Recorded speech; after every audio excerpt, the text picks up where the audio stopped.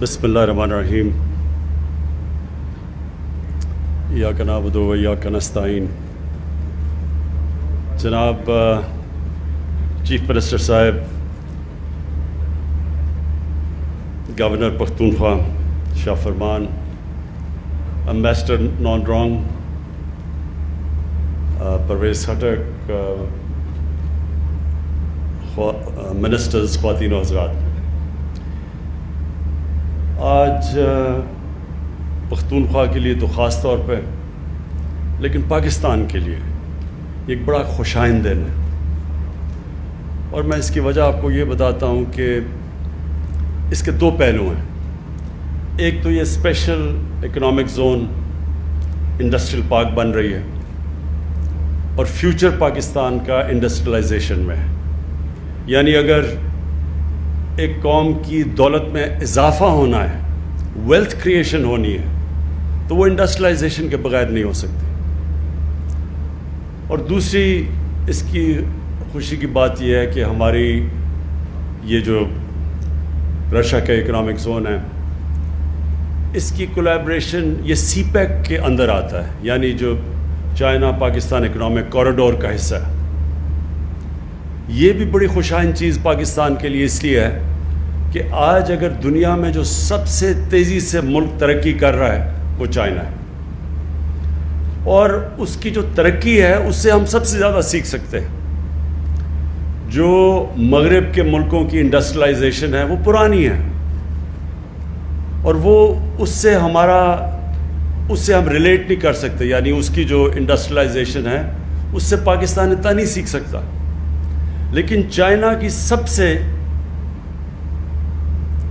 Recent, سب سے یعنی جو انڈسٹریلائزیشن ہے وہ پچھلے 30-40 سال میں چائنا انڈسٹریلائز ہوا ہے, اور جس تیزی سے ہوا ہے اس سے ہم بہت کچھ سیکھ سکتے ہیں. میں رشیا کے اکنامک زون کے لیے ایک چیف منسٹر صاحب آپ کو پہلے ایک وارننگ دے دوں. یہ جو مجھے آپ دکھا رہے تھے کہ اس میں بڑا انٹرسٹ ہے لوگوں کی, اس کو کالونائز کرنے کا, زمینیں خریدنے کا. یہ ان کی زمینوں کو بالکل بیچے نا. یہ تو بڑا اچھا ہو گیا کہ ہمارا سینچری اسٹیل آ چکا ہے, چائنیز کی فرم, وہ تو آ گئی. لیکن ان کو لیز پہ رکھیں, اور لیز پہ کم پیسے پہ لیز کریں, کیونکہ جو بیچیں گے, خطرہ یہ ہے کہ جب آپ ان کو زمینیں بیچیں گے یہ پھر ریل اسٹیٹ بن جاتی ہے. ہماری جو کئی انڈسٹریل زونز ہیں وہ ریل اسٹیٹ اسپیکولیشن میں چلی جاتی ہیں. قیمتیں اتنی بڑھ جاتی ہیں وہاں کہ وہ جو انڈسٹری ہے وہ وہاں آتی نہیں ہے. کیونکہ انڈسٹری اگر پہلے اتنی مہنگی زمین خریدے گی, پھر اس کے اوپر انڈسٹری لگائے گی, تو اس کے پاس نفع تو نہیں بچنے لگا زیادہ. اس لیے وہ انڈسٹریلائزیشن کے سامنے بہت بڑی رکاوٹ ہے کہ یہ جب اسپیکولیشن میں زمینیں بکنی شروع ہو جاتی ہیں. لہٰذا ان کو لیز پہ دیں, کیونکہ میں یہ چاہتا ہوں کہ صحیح معنی میں جو لوگ انڈسٹری لگانا چاہتے ہیں وہ یہاں آئیں, بجائے اس کے کہ لوگ پراپرٹی کا وہ جو سارا پاکستان میں اسپیکولیشن میں کام شروع ہو جاتا ہے, یعنی پراپرٹی کی قیمتیں بڑھتی جاتی ہیں صرف اسپیکولیشن پہ. دوسری چیز جو پاکستان کو سب سے زیادہ ضرورت ہے, ایکسپورٹ کے لیے انڈسٹری لگے. ہمارا مسئلہ کیا رہا ہے آج تک, جب سے پچھلے 50 سال سے, اس سے پہلے پاکستان بڑی تیزی سے انڈسٹریلائز ہو رہا تھا.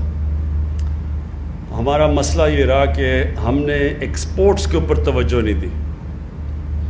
اب جب تک آپ دوسری دنیا کو چیزیں زیادہ بیچیں گی نہیں, آپ کی دولت کیسے بڑھے گی؟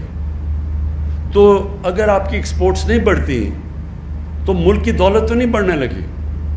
اور صرف ہم اگر اپنی اناج بیچیں, گندم بیچیں, چینی بیچیں یا چاول بیچیں, اس سے تو پاکستان امیر نہیں ہونے لگا. ہماری جو اوسط آمدنی ہے اس سے تو اوپر نہیں جائے گی. تو چائنا سے جو ہم سیکھ سکتے ہیں, انہوں نے جو انڈسٹریلائز کیا, انہوں نے جو انڈسٹریلائزیشن تھی, انہوں نے خاص توجہ اپنی ایکسپورٹس پہ دی. ان کی جو اسپیشل زونز بنی انڈسٹری کی, وہ اس میں صرف شروع میں ایکسپورٹ کے لیے انہوں نے دنیا سے انڈسٹریز کو کہا کہ آ کے یہاں سے ایکسپورٹ کرو, اور ادھر سے ان کی ڈیولپمنٹ شروع ہوئی. ہم نے کبھی بھی ایکسپورٹس کے اوپر توجہ نہیں دی. تو یہ جو رشا کئی کی جو انڈسٹریل اسٹیٹ جو اسپیشل اکنامک زون بن رہی ہے اور وہ بھی سی پیک کے نیچے، یہ ہمارے لیے ایک بہت بڑی اپرچونٹی ہے کہ جو آپ کی یہاں اتھارٹی بنے گی اس کے لیے بڑا ضروری ہے کہ پریفرنس دیں، اگر زیادہ لوگ آنا چاہیں ایکسپورٹ کی انڈسٹری کو پریفرنس دیں. اور دوسری چیز کہ ون ونڈو آپریشن، کیونکہ آپ نے اب اتھارٹی بنائی ہے، اس کا مقصد ہی یہ ہے کہ جب ایک انویسٹر آتا ہے اس کے لیے آسانیاں پیدا کریں. جتنا انویسٹر کے لیے آسانیاں پیدا کریں گے اتنے زیادہ انویسٹر آئیں گے. ہمارے اب تک بدقسمتی سے ہم انویسٹر فرینڈلی کنٹری نہیں رہے. ہم انویسٹرز کے لیے آسانیاں نہیں ہم نے پیدا کی. سمپل یہ لاجک یہ ہے کہ ایک انسان، میں اگر اب میرے پاس پیسہ ہے اور میں کچھ کاروبار شروع کرنا چاہتا ہوں تو میں کاروبار تو تب شروع کروں گا اور اس میں سے مجھے نفع ملے گا. میں خیرات کے لیے تو کاروبار نہیں لگاتا. تو انویسٹر ادھر آتا ہے جدھر اس کو پروفٹس ملیں. تو پروفٹس ملنے کے لیے گورنمنٹ کا کام ہے ان کے لیے آسانیاں پیدا کریں، اور یہ جو اسپیشل اکنامک زونز ہیں ان کے اندر انسینٹیوائز کریں. اس وقت چائنا کے اندر بہت ان کی انڈسٹری ہے، کیونکہ ان کی جو لیبر کی قیمتیں ہیں جو وہ اتنی اونچی بڑھتی جا رہی ہیں کہ ان کی بہت سی انڈسٹری ہیں جو اب دوسرے ملکوں میں جا رہی ہیں جدھر مزدوروں کی کم قیمت ہے، یعنی لیبر کی تنخواہیں کم ہیں. بنگلہ دیش جا رہی ہیں، ویتنام جا رہی ہیں. تو ہم پوری اب کوشش کر رہے ہیں، میری گورنمنٹ پوری کوشش کر رہی ہے کہ ہم ان کو وہی انسینٹیوز دیں تاکہ وہ بجائے ادھر جانے کے پاکستان آئیں.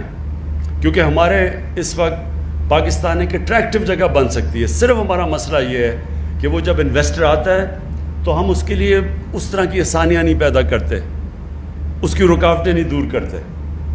تو وہ بھی ہماری پوری اب بورڈ آف انویسٹمنٹ کے ساتھ ہم بیٹھ کے، اور میں خود پرائم منسٹر آفس خود، اب ہماری پوری کوشش یہ ہے کہ جو ایک تو انسینٹیوائز کریں تاکہ ہم اٹریکٹ کریں باہر سے بھی، اپنے لوگوں کو بھی، اپنے جو انڈسٹری لگانے والے ان کو بھی ہم اٹریکٹ کریں اور ان کو انسینٹیوائز کریں.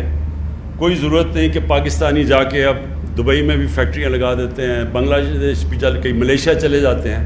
تو پاکستان میں کیوں نہیں انویسٹ کرتے؟ اور اس کی بہت بڑی وجہ یہ ہے کہ ہماری ذہنیت ابھی تک یہ نہیں رہی کہ ہم انویسٹر کو اٹریکٹ کریں، اور اس کو اتنے ہم چکر دیتے ہیں، وہ کبھی اس آفس میں، کبھی فلانے آفس میں، کبھی کوئی رکاوٹ آ جاتی ہے اور وہ پھر اینڈ میں چھوڑ کے چلے جاتے ہیں. تو میری پوری کوشش یہ ہے کہ میری گورنمنٹ کی اب سوچ ایسی ہو کہ سب سے زیادہ بڑا وی آئی پی وہ ہے اس ملک میں جو نوکریاں پیدا کرتا ہے، جو ملک کی ایکسپورٹس بڑھاتا ہے، جو انڈسٹری سیٹ اپ کرتا ہے. اس کے لیے ہم اس کے لیے آسانیاں پیدا کریں. اور آپ دیکھیں گے کہ جتنا اللہ نے ہمارے ملک میں نعمتیں بخشی ہیں، جو پوٹینشیل ہے، یہ لوگوں کو اندازہ نہیں ہے اب اس وقت. اب یہ دیکھیں کہ ہمارے جو حالات تھے آج سے 2.5 سال پہلے، پاکستان بینکرپٹ تھا. ہمارے پاس فورن ایکسچینج ریزروز میں اتنا پیسہ نہیں تھا کہ جو ہم نے قرضوں کی قسطیں دینی تھیں، جو ہم نے باہر کی لائبلٹیز تھیں، پیمنٹس کے لیے ہمارے پاس پیسہ نہیں تھا. اور بڑی مشکلوں سے ہم نے وہ وقت گزارا. ہمارے دوست ملک جس میں سب سے پہلے چائنا، پھر سعودی عربیہ، پھر یو اے ای، یہ اگر ہمیں اس وقت فنڈ نہ کرتے تو پاکستان تو بینکرپٹ ہو گیا تھا. ہم ڈیفالٹ کر گئے تھے اپنے جو لائبلٹیز تھی.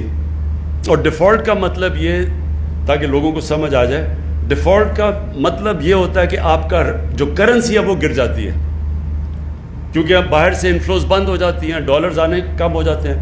اور جب روپیہ گرتا ہے تو جس طرح ہم نے دیکھا ساری چیزیں مہنگی ہو جاتی ہیں ملک میں. ساری امپورٹس، جو بھی بجلی، تیل، پٹرول، دالیں، گھی، یہ سب مہنگا ہو جاتا ہے. تو ملک میں غربت پیدا ہو جاتی ہے. تو اللہ کا بڑا کرم ہے کہ وہ بڑے مشکل وقت سے ہم نکلے. اس کے بعد ہم نے اپنی اکانومی کو اسٹیبلائز کیا اور لوگوں کو بڑی دشواریوں کا سامنا کرنا پڑا. عوام کے لیے، گورنمنٹ کے لیے وہ آسان ٹائم نہیں تھا. میں سمجھتا ہوں کہ میری زندگی کا وہ سب سے مشکل ٹائم تھا، وہ جب ہم نے 1.5 سال گزارے. پھر جیسے ہی اس سے نکل رہے تھے کرونا آ گیا. اور کرونا کا آپ دنیا میں دیکھیں کہ جدھر کرونا نے دنیا میں تباہی مچائی ہے، ہمیں تو ہاتھ اٹھا کے اللہ سے شکر ادا کرنا چاہیے کہ ہمارے ملک کو جس طرح ہم نکلیں کرونا سے، شاید ہی دنیا میں 3-4 ملک ہیں کہ جو پہلے ہی مشکل حالات میں تھے، اس کے باوجود کرونا سے جس طرح وہ نکلے ہیں، اللہ نے کرم کیا. ہماری پالیسیز تھیں NCOC کو، میں خاص طور پہ وہ ہمارا تھنک ٹینک بیٹھا ہوا تھا، ہر روز جائزہ لیتا تھا. لیکن ہم نے سب سے بڑا فیصلہ یہ کیا کہ ہم نے بڑی جلدی فیصلہ کیا کہ ہم نے لاک ڈاؤن نہیں لگانا، کیونکہ لاک ڈاؤن سے غربت پیدا ہوتی ہے، غریب کچلا جاتا ہے. امیر ملکوں میں بھی غریب لاک ڈاؤن سے کچلے گئے ہیں. تو ہمارا ملک تو پہلی مشکل حالات میں تھا. اگر ہم جو ایک وقت پہ بہت بڑا پریشر ڈال رہے تھے کہ جی لاک ڈاؤن لگا دو، کہ FIR کاٹو گے عمران خان کی وجہ سے لوگ مر رہے ہیں، وہ اگر پریشر میں آ کے لاک ڈاؤن لگا دیتا تو ہمارا وہ حال ہونا تھا جو آج ہندوستان کا حال ہے، کہ نہ کرونا سے بچنا تھا، کیونکہ غریب لوگوں کو، آپ بھوکے لوگوں کو تو آپ لاک ڈاؤن نہیں کر سکتے.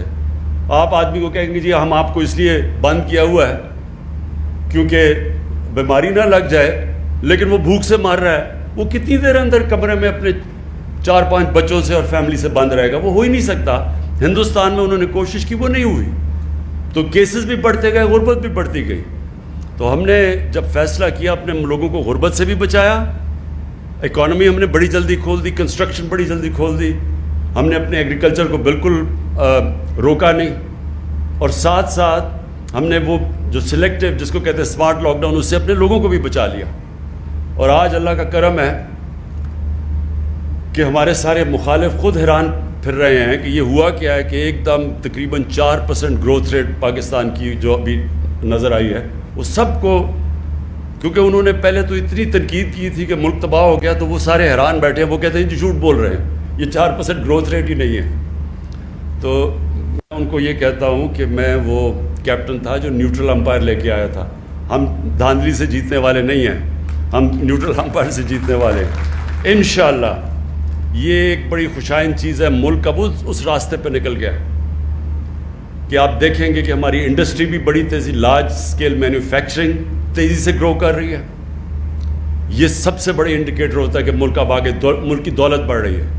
ہماری جو ایگریکلچر ہے اس کے اندر تاریخ بنی ہے، کیونکہ ہم نے کیا کیا کہ ہم نے جو سب سے بڑا فیصلہ کیا کہ جو ہمارے کسان تھے، ہم نے ان کو کہا کہ جو یہ شوگر ملز یہ ایک سال تک پیسے نہیں دیتی تھی جو کاشتکاروں کو، اور پھر یہ جو ان کو پرائس بھی ہوتا تھا، اگر 180 روپیہ پرائس فکس کیا گیا گنے کا، تو وہ 180 بھی نہیں دیتی تھی. وہ ایک ورڈ یوز کرتے ہیں کٹوتی ہوتی تھی بیچ میں سے، وہ 120 پہ ان کو کیش پہ فارغ کر دیتے تھے. ہماری گورنمنٹ نے ان کو کہا کہ آپ نے فوری طور پہ پیسہ بھی دینا ہے اور پوری قیمت دینی ہے. اس قیمت سے اور جلدی پیسے ملنے سے جو پیسہ گیا کسانوں کے پاس، انہوں نے اپنی زمینوں پہ لگایا. اس باری ریکارڈ پیداوار چاول کی، مکئی کی، گندم کی، گنے کی ریکارڈ پیداوار ہوئی ہے. تو ریکارڈ پیداوار اور پیسے بھی ریکارڈ ملے ہیں ان کو. اس کی وجہ سے خوشحالی آئی ہے.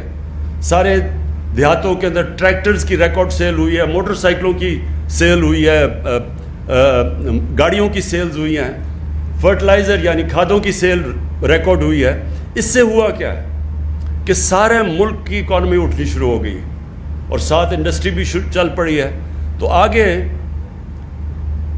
میں اپنی قوم کو یہ بھی کہنا چاہتا ہوں کہ بڑا انشاءاللہ اچھا وقت آ رہا ہے. ہمارا ملک وہ جو بڑے مشکل وقت سے تھا، میں جو لوگوں کو کہتا رہتا تھوڑا صبر کرو، گھبرانا نہ، لوگ گھبرا جاتے تھے کیونکہ زندگی کبھی اسٹریٹ لائن میں تو جاتی نہیں ہے، اونچ نیچ ہوتی ہے زندگی میں. تو جب نیچ آتی ہے زندگی میں تو انسان کو صبر کرنا چاہیے. قرآن میں اللہ نے کہا ہے کہ جو انسان کی سب سے اچھی صفت اللہ کو پسند ہے مشکل وقت میں صبر کرنا. وہ کرتا ہے جس پہ اللہ کے ایمان ہوتا ہے. اور پھر قرآن کی آیت ہے کہ ہر مشکل کے بعد میں آسانی پیدا کرتا ہوں، لیکن یہ ایمان والے لوگوں کے لیے. اور اللہ کا کرم ہے کہ اب ہمارے لیے جو بہت مشکل وقت تھا وہ نکل گیا. جو میں اپنی قوم کو آگاہ کرنا چاہتا ہوں، جو اب خطرہ ہے ایک، وہ خطرہ یہ ہے کہ جیسے جیسے اب ہماری اکانومی بڑھتی جا رہی ہے، پریشر اب پڑے گا ہمارے کرنٹ اکاؤنٹ کے اوپر. کرنٹ اکاؤنٹ کا مطلب ہوتا ہے کہ ڈالر ملک میں کتنے آ رہے ہیں اور ڈالر ملک سے باہر کتنے جا رہے ہیں. ابھی تک جو پچھلے 8-10 مہینے میں ہمارا کرنٹ اکاؤنٹ جو جب ہمیں ملی تھی گورنمنٹ 2.5 سال پہلے $20 ارب کا خسارہ تھا. پاکستان کی تاریخ کا سب سے بڑا خسارہ ہمیں ملا تھا. اب پچھلے 10 مہینے سے جو ہمارا کرنٹ اکاؤنٹ ہے وہ سرپلس پہ ہے. تو ہمارے ملک میں زیادہ ڈالرز آ رہے ہیں بنسبت باہر جانے کی, جس کی وجہ سے ہمارا روپیہ, یہ بھی پاکستان میں تاریخ پہ بڑا کم ہوا کہ پچھلے کتنے مہینے میں ہمارا روپیہ مضبوط ہوتا گیا. اور ہم کوئی مارکیٹ کے اندر اپنے پیسے نہیں, ڈالر نہیں پھینکے, خود ہی مارکیٹ فورسز سے مضبوط ہوتا گیا. اس کا مطلب ہمارے ریزروز بڑھتے گئے ہیں. تو ملک اس وقت ٹھیک جگہ پہ کھڑا ہے. لیکن خطرہ یہ ہے کہ جیسے جیسے ہماری اکانومی گرو کرے گی تو ہمیں امپورٹس کی زیادہ ضرورت پڑے گی, ہمیں مشینیں باہر سے زیادہ بلانی پڑیں گی. جب تک ہمارے ملک خود یہ چیزیں نہیں بناتا, تو خطرہ یہ ہے کہ ہماری جیسی جیسی اکانومی گرو کر رہی ہے ہماری کرنٹ اکاؤنٹ کے اوپر پریشر پڑے گا.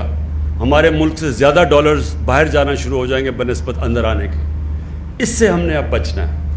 ابھی تک تو ہمیں اوورسیز پاکستانیوں نے وہ کام کیا ہے جو کبھی پاکستان کی تاریخ میں پہلے نہیں کیا.